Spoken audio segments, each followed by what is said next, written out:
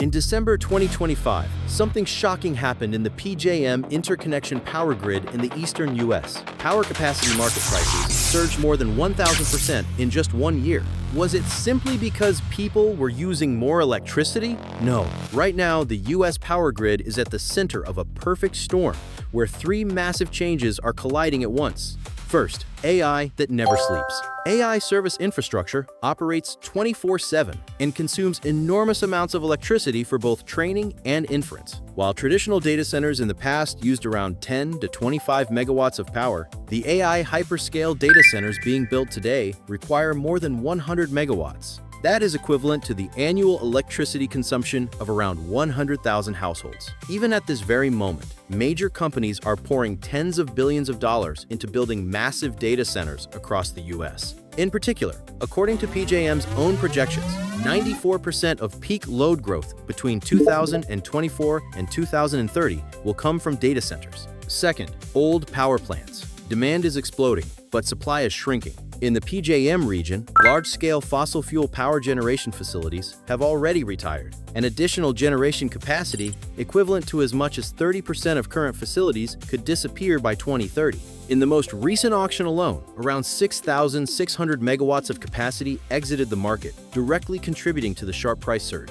What drove the final nail into the situation was stricter rules. During Winter Storm Elliott in 2022, gas and coal power plants froze in the cold and shut down. Shocked by the event, PJM introduced a new rule called ELCC that more strictly reflects extreme weather conditions. The rule corrected the previously overestimated reliability of power plants to better match reality. As a result, the amount of megawatt capacity available to the market decreased, and combined with rising demand, prices surged ninefold. If you want to know how this problem can actually be solved, subscribe and follow along. Power plants cannot be built overnight, and renewable energy depends on the weather. For example, solar power has a capacity credit of only around 7 to 8%. This is not an issue of power generation output or efficiency. It means that during evening peak hours, when electricity demand is at its highest after sunset, solar power is far less reliable than thermal power generation in supplying electricity. As a result, replacing 1 megawatt of retiring thermal power generation requires more than 10 megawatts of solar power capacity. This is where ESS, or energy storage systems, come in. Do you think ESS is just a giant battery? Of course, it stores electricity, but the real value of ESS lies elsewhere. It is the time shifting of electricity, storing excess solar electricity generated at noon and supplying electricity later at 7 p.m. when power becomes scarce. You can think of it as a time machine that sends electricity into the future. And once this becomes possible, the way the power grid operates changes completely. The traditional power grid operated on a structure where production and consumption happened simultaneously. Electricity generated by power plants had to be used immediately, because large-scale storage was both technically difficult and extremely expensive. ESS changes this rule. It responds rapidly within seconds and minutes to regulate grid frequency and voltage while reducing blackout risks. Let's look at a real-world example. In 2021, Florida Power & Light launched one of the world's largest battery storage facilities. At the time, the facility was considered the world's largest solar-connected energy storage system and played a major role in helping retire 2 aging natural gas power plants early. So, ESS serves 3 major roles. First, peak power response. Between 7 and 9 p.m., air conditioners are running, EVs are charging, and Netflix is streaming. During this time, the power grid must handle the highest load of the day. In the past, utilities relied on peaker plants to withstand these peak hours, expensive and carbon-intensive natural gas power plants that operated only for those few hours. It is like buying and running an expensive generator just to watch the Super Bowl once a year. ESS stores electricity that has already been generated and discharges it during peak hours, replacing these costly power plants. Without building new power plants, it lowers peak demand by shifting energy through time. In fact, California is actively pushing plans to replace some peaker plants with ESS. Second, renewable energy power output stabilization. Solar and wind power generation constantly fluctuate depending on weather conditions. This instability affects grid frequency and, in severe cases, can lead to large-scale blackouts. ESS absorbs electricity when renewable generation exceeds demand and instantly discharges electricity when supply becomes insufficient, turning renewable energy into a more reliable power source.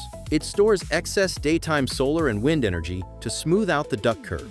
Third, ESS acts as the firefighter of the power grid. A representative example was during California's record-breaking heat wave in 2022, when ESS facilities across the state provided over 3 gigawatts of electricity into the grid during the evening peak, helping California avoid rolling blackouts. Furthermore, ESS is also gaining attention for its black start capability, which allows power plants to restart without external electricity during large-scale blackouts.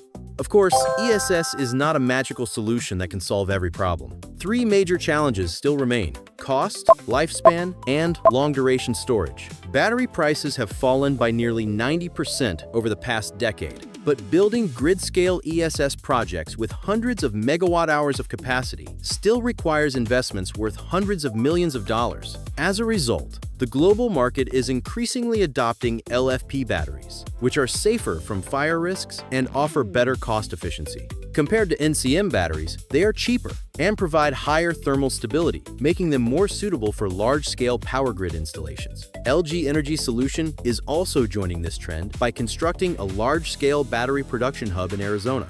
In addition, current ESS systems are generally optimized for short-duration storage of around 4 to 8 hours, making them insufficient for resolving multi-day seasonal power imbalances. To overcome this limitation, multiple companies are now developing batteries capable of storing energy for more than 100 hours, with lifespans exceeding 20 years.